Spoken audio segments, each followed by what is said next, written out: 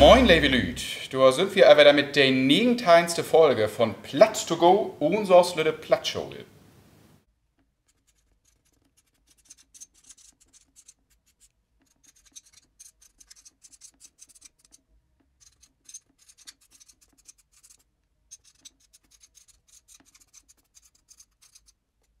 Wir haben uns heute wieder einen Gast eingeladen. Wer schon im neuen Ohnsorg-Stück war, ziemlich beste Freunde, ziemlich beste Freunde, hat ihn vielleicht schon auf der Bühne gesehen.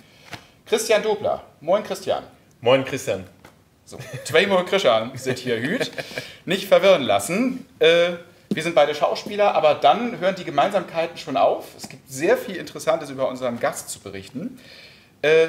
Du bist nämlich anders als Marco Reimers, mit dem wir letztes Mal gesprochen haben, kein Native Speaker. Wo kommst du her?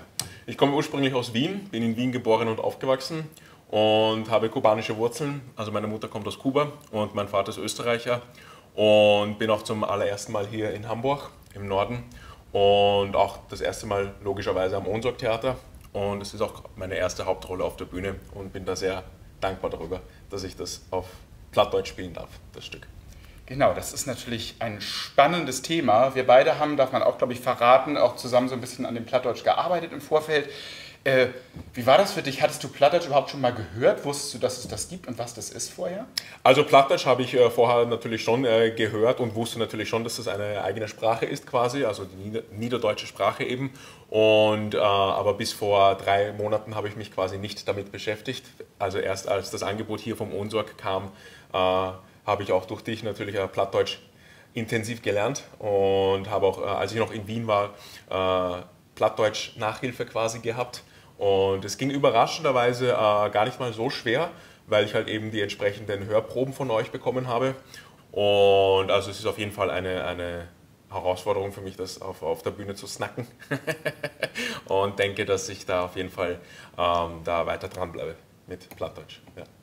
Ja, cool. Und du hast ja auch schon gesagt, die niederdeutsche Sprache ist ja auch mal so ein großes Streitthema, dass den Niederdeutschen sehr wichtig ist, dass es eine Sprache ist und kein Dialekt. Und Menschen aus anderen deutschen Landen, sage ich mal, sagen irgendwie, Moment mal, unser Alemannisch ist aber auch eine Sprache. Und wie hast du das empfunden? Du sagst, du hast es gewusst, aber hast du das auch als eine Sprache erlebt? Oder wie hat sich das für dich angefühlt, als du Plattdeutsch begegnet bist? Naja, also natürlich ist es jetzt für mich persönlich keine große Entfremdung jetzt sozusagen zum Hochdeutschen. Natürlich ist es eine eigene Sprache, das Niederdeutsche oder eben Plattdeutsche. Aber ich wusste natürlich schon, dass das quasi eine eigene Sprache war oder gewesen ist oder ist, die man halt vor ein paar Jahrzehnten noch mehr gesprochen hat als heutzutage. Und ich war da ehrlich gesagt positiv überrascht oder halt einfach überrascht, dass mir diese Anfrage gestellt wurde, dass ich das eben als Ösi in Hamburg spielen darf, Plattdeutsch. Und nee, aber es ist definitiv, also ich kann da ruhig die norddeutsche Eitelkeit verstehen, dass die das unbedingt als eigene Sprache Wissen haben wollen und keine Mundart eben, so wie jetzt Wienerisch oder Berlinerisch, was ja halt eigentlich nur Dialekte sind. Und das ist das Plattdeutsche eben nicht. Und nee, deswegen also bin ich da auf jeden Fall positiv entgegengekommen und habe mir diese Sprache, so gut es geht, angeeignet. Man kann auch eigentlich sagen, eigentlich hast du diese Produktion retten müssen sozusagen. Das Stück war schon lange, stand bei uns auf dem Plan und durch Corona und so weiter, wollen wir jetzt nicht lange drüber reden, über das blöde Thema, ne? Aber hat sich das alles verschoben. Ne? Und da war das Theater ganz, ganz froh, dass sie dich gefunden haben eigentlich. Ne? Und jemand da war, der dann auch bereit war, sich dieser Herausforderung zu stellen. Und ich habe zum Beispiel auch hier auf der Bühne schon mal eine Rolle auf Wienerisch spielen dürfen. Und das war auch, wir hatten zum Glück eine Ausstatterin, die das Bühnenbild gemacht und die war Wienerin. Die habe ich dann immer gefragt, kann ich das so machen? Nicht, dass ja alle sagen, Gott, was macht der da? Und für mich war zum Beispiel immer die Schwierigkeit dabei, nicht ins Bayerische zu rutschen, weil das auch dicht aneinander ist und wissenschaftlich eigentlich dasselbe ist. Das hören dann die Österreicher nicht so gerne, dass sie eigentlich einen bayerischen Dialekt oder bayerische Dialekte sprechen. Ja. Bayerisch mit I, nicht mit Y, das ist das Bundesland. Ja. Aber es gehört tatsächlich zusammen. Das ist ein großes, schwieriges Thema. Was sind Dialekte, was sind Sprachen? Und um deine persönliche Perspektive nochmal reinzuholen, was ist dir besonders aufgefallen an der Sprache? Was fandst du besonders schön, besonders komisch, besonders schwierig, besonders typisch? Gibt es da irgendwas? Naja, also Also im Gegensatz zum Hochdeutschen zum Beispiel, diese kurzen, knackigen Laute im Plattdeutschen, habe ich vielleicht den Eindruck, dass das im Plattdeutschen häufiger etwas vorkommt als im Hochdeutschen. Zum Beispiel das Wort snacken, zum Beispiel, das ist ja sehr markant, oder das Wort plackens zum Beispiel, das ist sehr, sehr kurz und knackig, und also die Selbstlaute sind, glaube ich, im Plattdeutschen häufiger oder eben irgendwie betonender als im Hochdeutschen. Vielleicht ist es jetzt nur meine persönliche Einschätzung, aber grundsätzlich finde ich das Plattdeutsche eben, ja, also wie jetzt alle westgermanischen Sprachen, auch sehr, es hat auch sehr viele Varietäten, wie das bundesdeutsche Hochdeutsch, das österreichische Deutsch oder Berlinerisch, Wienerisch oder das, wenn wir jetzt bei den Sprachen sind, Englisch, das britische Englisch ist ja auch etwas anders als das amerikanische Englisch und so weiter. Aber das Plattdeutsch ist ja auch eine eigene Sprache, und im Plattdeutschen selber, wie du ja gesagt hast, gibt es ja auch eigene Dialekte, und also Regionaldialekte. Und nee, also ich kann das schon nachvollziehen, warum das hier im Norden so gefördert wird, diese Sprache. Das finde ich interessant, dass du das sagst mit den kurzen Vokalen. Das sind, glaube ich, zwei Pole, Snacken und Placken. Ja. Ich glaube, was für dich da neu ist, ist dieses A, dieses norddeutsche A. Wir Norddeutschen haben das alle drin. Snacken, Placken, Fischmark, dieses, was fast Richtung Ä geht, dieses sehr helle, kurze A. Gleichzeitig ist das Plattdeutsche aber auch sehr reich an Diphthongen. Öi, Ey, Ja, definitiv. und so weiter, wo die Selbstlaute eher breiter sind als im Hochdeutschen. Also es ist, glaube ich, einfach stärker. Und im Österreichischen sind die Vokale häufig einfach so ein bisschen länger. Ja, die werden Snaken, sprechen. Genau, die werden gerne lange gezogen. In die Länge gezogen. Ja. Das ist übrigens ein Punkt, den ich gerne bringe, warum das Niederdeutsche auch eher eine Sprache ist als ein Dialekt, weil, und das hast du nämlich gemerkt, man kann Niederdeutsch mit wienerischem Akzent sprechen. Man kann Hessisch schlecht mit wienerischem Akzent sprechen. Das wird, glaube ich, sehr schwer. Oder Wienerisch mit hessischem Akzent. Ganz genau. Weil das halt doch sehr stark, es gibt auch Unterschiede in der Grammatik, aber hauptsächlich über die Farbe geht. Und Ja. Plattdeutsch kann man wirklich mit französischem Akzent, mit Wiener Akzent, mit Berliner Akzent sprechen, und es ist trotzdem eindeutig als diese Sprache erkennbar. Ja. Da würden sich, glaube ich, Kölsch, Hessisch und Wienerisch irgendwie sehr undechiffrierbar vermischen. Definitiv, vor allem weil das halt eben Dialekte sind und das andere ist eben eine Sprache. Ja. So, das ist ja jetzt quasi eine Folge zu deinem Stück, dem Stück, wo du mitspielst, Ja. Themich beste Freund. Und was wir mit unseren Zuschauern immer machen, wir gehen mal durch die erste Szene durch, damit die Leute, die so ein bisschen Sorge haben, nicht alles zu verstehen, schon so einen Vorsprung haben, weil Ja. sie schon mal wissen, worum es in der ersten Szene geht. Das heißt, wir gucken jetzt einfach mal Satz für Satz so ein bisschen in die erste Szene rein. Ja. Und ich sage dann so ein bisschen was dazu, und du kannst auch gerne sagen, irgendwie, wenn dir noch was einfällt bei dem Satz, oh, das fand ich spannend oder das war schwierig für Gerne. mich. So. Und ich kann schon sagen, in dieser ersten Szene hören wir dieses Wienerische nicht mehr so stark. Das hast du wirklich gut weggekriegt, gerade in dieser ersten Szene. Das klingt total super, aber ich will gar nicht zu viel sagen dazu. Wir hören einfach mal rein. Und weg, du Idiot! Hol ab und weg! Was bringt der Maserati mit Vollgas? In die Stadt sollen wir das Bäder nicht probieren! So, was hast du denn da jetzt gesagt? Uten weg, du Idiot, Ja. hol ab, uten weg. Und weg, du Idiot, hol ab und weg, also quasi aus dem Weg, du Idiot, mach Platz aus dem Weg sozusagen.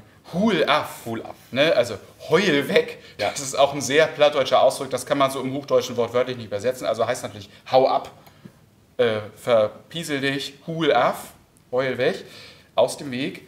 Was bringt der Maserati bei Vollgas? Was bringt der Maserati bei Vollgas? Ja. Haben wir, glaube ich, nichts weiter zu sagen. Philipp, gespielt von Murat Yegina, der auch das erste Mal auf Plattdeutsch spielt, auch höchst achtbar, das meistert wirklich riesige Rollen, viel Text. In der Stadt schulden wir das Bäder nicht probieren. In der Stadt sollten wir das besser nicht probieren. Ja. Da war auch so ein Thema Schulden oder Schuld oder Schall, wundern sich häufig die Leute. Schull ist Vergangenheit, Schall ist Präsens. Also wie Shall und Should im Englischen kann man häufig diese Parallelen finden. Dann gucken wir schon mal weiter. Der nächste Satz. Da sind wir uns frün! Nur man to! 100 Euro, da den geben Anfang, do! Philipp! Kein Chlor! Den man to! Der wird Geld! 100 Euro, da die geben F-Hang, do. Genau. Afhang, ne? Da ist schon wieder dieses helle A. Ja. Da hast du, glaube ich, richtig Freude dran gehabt irgendwann an dem. Ja, also definitiv, also Freude und halt also Anstrengung auch natürlich, das wegzubekommen, dieses langgezogene österreichische, und nee, aber es war definitiv ein Spaß, das Ganze sich anzueignen. Ja. Genau. Da sind ja unsere Freunde. Da sind ja uns Fründen. Numanto, das kennen wir alle. Nun man zu, jetzt mal los. 100 Euro, da ich jüm affang do. 100 Euro, da ich jüm. Jüm ist them, sie. Objektfall von dritter Person Plural. Affang do. Affang haben wir wieder das schöne A. Ja. Genau. Und do, to do, tun, dass ich sie abhängen tue. Philipp, Kein Chlor. den Manteau, der wird Geld. Guide, Chlor, geht klar. Guide, geht. Stide, steht. Slide, schlägt, diese Form auf I sind auch sehr schön. Ja. Mit diesem leicht langgezogenen I. Nicht Slide, Guide, Stide, sondern Slide, Guide. Ja.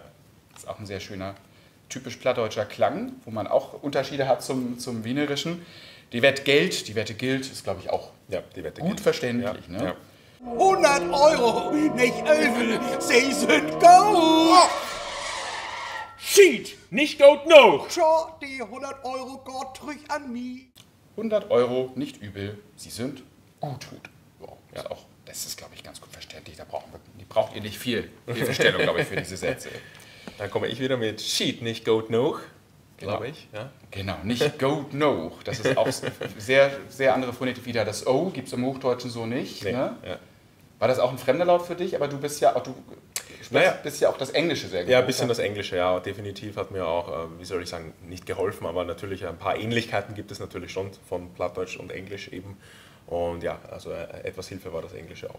Für manche sind auch gerade die Ähnlichkeiten zu anderen Sprachen, die klippen, weil man dann plötzlich ins Englische rutscht. Und dann Ja. hat man zum Beispiel das Wort Book, was genau geschrieben wird wie Book, und dann Ja. liest man eben Book. Ja, Und dann teilweise rutschen einem da englische Zahlen rein und so weiter. Ja, also definitiv. manchmal Segen, manchmal Fluch. Die Parallelen Ja. zum Englischen und also Niederländischen. den Fluch kann ich gleich konkret sagen, und zwar das Wort hey, also R auf Plattdeutsch, habe ich oft auf he ausgesprochen, also das englische R, Ja. he, obwohl es eigentlich auf Plattdeutsch hey heißt, Genau. wenn ich jetzt nicht falsch bin. Genau, absolut richtig. Und im Niederländischen gibt es dann Hai, also auch wieder Ja. sehr, sehr ähnlich. Das ist dann das Gute bei deiner Rolle ist natürlich, dass du auch im Stück ja einen Migrationshintergrund hast. Und Ja. auch schon mit 8 kommst du, glaube ich, im Stück aus Ja, Seneca oder ja, sowas. ganz genau, mit 8. Das heißt, an sich ist es ja auch nicht vollkommen unrealistisch, dass da auch verschiedene sprachliche Einflüsse in deiner Rolle drin sind, dass man gar nicht zuordnen muss, woher, aber auf jeden Fall ist es ein Mensch mit einem bunten Hintergrund, Ja, sage ich definitiv. mal. Ne? Ja. So, wir gucken nochmal weiter in den Rest der Szene. Schau, die 100 Euro Gott trüch an mich. Die 100 Euro geht zurück an mich. Wir hatten vorhin Guide, klar, geht klar, aber die 100 Euro gehen zurück an mich. Geht zurück an mich. Gone, gehen. Ich gehe, du geist, hey Guide. Wie geht, sie geht. Das ist auch so ein Thema, wo Leute immer fragen, heißt es jetzt Guide oder Gott? Was ist es jetzt? Hatten wir schon in mehreren Folgen, weil ich sage es immer gerne wieder, Guide ist Singular, Gott ist Plural. Ne? Oh ist auch so ein schöner plattdeutscher Ja. Oh. Laut, den wir im Hochdeutschen lang nicht haben, nur kurz in Nord oder Osten, Ja. aber nie lang gezogen, wie im Plattdeutschen und im Englischen. Water. Water. Steigen Sie sofort aus! Hände auf die Motorhaube! Aussteigen, na los! Ich verdoppel ob 200, dass sie uns nach Hus bringt. Wie kriegt eine Eskorte? Sie wart Wetter verlieren. Der Polizist spricht Hochdeutsch, weil der eine offizielle Person ist und noch nicht weiß, dass die Leute Plattdeutsch verstehen. Ja. Kriecht und kriegt ist auch so ein Fall, genau wie Guide und Gord. Kriegt ist Singular, kriecht ist Plural. Wir kriegen, wie kriecht, eine Eskorte.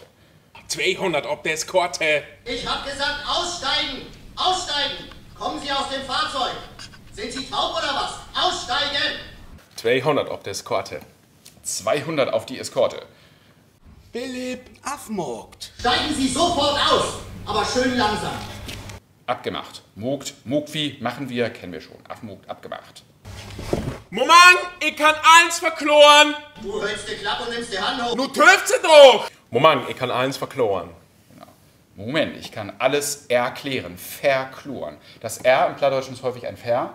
Erleben ist beleben, aber erholen ist verholen. Ne, also dieses R ist meistens durch ver oder b ersetzt im Plattdeutschen. Du hörst die Klappe und nimmst die Hand hoch. Jetzt hat der Polizist gemerkt, ihr seid Plattdeutsche, dann spricht er mal auch Plattdeutsch. Du hölst die Klapp. Wieder gleiches Thema wie Guide und Gord und Kriegt und Kriecht ist hölst oder höllt und holt oder holt. Ne? Holt und holt ist Plural, höllt, hölst ist Singular. Du hältst die Klappe und nimmst die Hände hoch, die Hand hoch. Mal wieder schön das hoch. Nu trifft sie doch. Steh doch! Sind Sie doof auf die Ohren oder was? Utstiegen! Genau. Nun töft sie doch. Nun töft sie doch. Haben wir den schönen plattdeutschen Diphthong Ö, O, sind diese plattdeutschen Doppellaute. Töft, jetzt warten Sie doch. Töfen, das ist so ein Wort, wenn man das nicht weiß, das kann man sich überhaupt nicht zusammenreimen. Das ist sowas von Niederdeutsch. Dedor ook, sind Sie doof ob die Ohren oder was? Utstigen. Doof heißt nicht doof auf Plattdeutsch, sondern taub. Ja, also wenn jemand sagt, bist du doof oder was, dann heißt das, bist du taub oder was und nicht bist du blöd. Das ist häufig so ein Missverständnis. Da sind große Lacher im Publikum, weil die sagen, ho, ho, ho, das ist aber unhöflich. Aber, also taub ist auch nicht höflich, aber es ist häufig nicht so gemeint, wie die Leute formaler das als doof. Ja. Genau. Es ist formaler als die Leute dumm zu bezeichnen. Genau. Es ist konkret. Ja, konkreter, ja, genau. Dedor ook, sind Sie doof auf die Ohren oder was? Utstigen! He kann ich Utstigen, he kann ich mal die Tür abmachen. Was sagst du doch für ein dumm Tüch? Anhoch! Genau. Er kann nicht aussteigen, Spitzer Stein natürlich im Bühnenplatt. Er kann nicht mal die Tür abmorgen, er kann nicht mal die Tür aufmachen. Auf. Was snackst du für ein dumm Tüch? Hand hoch. Was redest du für ein dummes Zeug? Hände hoch. So, und einen Satz machen wir noch. Dann haben die Leute, glaube ich, genug Vorsprung. Seht ihr das nicht? Da ist ein Abkleber. Ich hab einen zwei Behinderten da bin. In Kufferum ist der Rollstuhl. Der Mann ist lähmt. Hey, Heinz, Lachanfall. Erzähl uns kein Schied. Seht ihr das nicht? Wieder Plural auf T. Gott, gehen, seht, sehen, seht. Ich kann nicht mehr Hochdeutsch reden. Seht ihr das nicht oder sehen Sie das nicht? Der Plural ist auf T im Plattdeutschen. Du hast einen Obkleber, da ist ein Aufkleber. Haben wir wieder Ob. Ja. Ne? Tür obmorgen, Tür aufmachen. Obkleber, Aufkleber. Ich habe einen zwei Behinderten dort bin. Ich habe einen Schwerbehinderten dort bin. Die Binnenalster, die Innenalster, da innen, da drinnen. Binnen und Buten, drinnen und draußen. In Kofferraum ist der Rollstuhl. Ist, glaube ich, klar, ne? Ja. Der Mann ist lähmt. Der Mann ist gelähmt. Im Plattdeutschen gibt's nicht. Ja, immer, ich habe dich gesehen, ich habe die sehen. Der Mann ist gelähmt, der Mann ist lähmt. Hey, ein Schlaganfall. Und H ist auch wieder so ein schönes Thema wie Schull und Schall, Shell und Should. H und Hef, H ist Vergangenheit. Hey, er hatte einen Schlaganfall. Ich glaube, das reicht. Ich glaube, jetzt habt ihr schon wieder so ein bisschen die Ohren eingestimmt und wisst schon mal, wenn der Vorhang aufgeht, die ersten Sätze verstehen wir auf jeden Fall und dann hat man sich so ein bisschen reingelustert. Ne? Super, ich danke dir. Was wir jetzt noch machen ist, das kennen die Leute schon, wir haben immer ein plattdeutsches Fundstück und da gucken wir jetzt mal rein. Dieses Fundstück wurde uns geschickt und zwar vom Boxberg in Schleswig-Holstein. Das ist so ein Moränenrücken, der gerade so die Bezeichnung Berg verdient in Schleswig-Holstein. So richtige Berge haben wir da ja nicht, aber der ist gerade mal hoch genug, dass man ihn so nennen könnte. Und da oben steht nämlich diese Bank hier. Da steht drauf: Tosorm ein lütten Augenblick ob diese Bank. Ist das verstanden? Ich denke schon, ja. Kannst du es übersetzen? Zusammen einen kleinen Augenblick auf dieser Bank. Genau, wunderbar. Er hat schon perfekt Plattdeutsch gelernt. Tosorm ein lütten Augenblick. Tosorm zusammen, zu, einen, 1, 2, 3, 1, 2, 3, lütten, klein, little im Englischen, lütten Augenblick, ob diese Bank, auf dieser Bank. Wir würden sagen düsse, die sagen da disse, fast das Gleiche. Und dann steht auch drunter: von den Homfelder und uns Niespuck. Von den Homfeldern, also die Leuten, die da wohnen, die haben wohl die Bank gestiftet. Und von unserem Niespuck, uns Niespuck. Wer ist Niespuck? Hast du schon mal von Niespuck gehört? Nee, noch nicht. Hätte mich auch überrascht. Niespuck. Nisse gibt es auch im Schwedischen und Dänischen. Kommt von Nikolaus und von Nils, der Name. Das sind so Hausgeister, so Kobolde, so kleine Zwerge sozusagen. Gibt es auch im weihnachtlichen Umfeld da. Tomte Tummetott kennt man vielleicht von Astrid Lindgren. Und Puck kennen wir vom Sommernachtstraum. Das ist auch so was Koboldhaftes. Und Niespuck, der sitzt auch da gleich daneben nochmal als Statue. Das ist dann eben auch so eine schleswig-holsteinische Sagengestalt, so ein koboldhaftes, zwergenhaftes Wesen, der da in die Region gehört.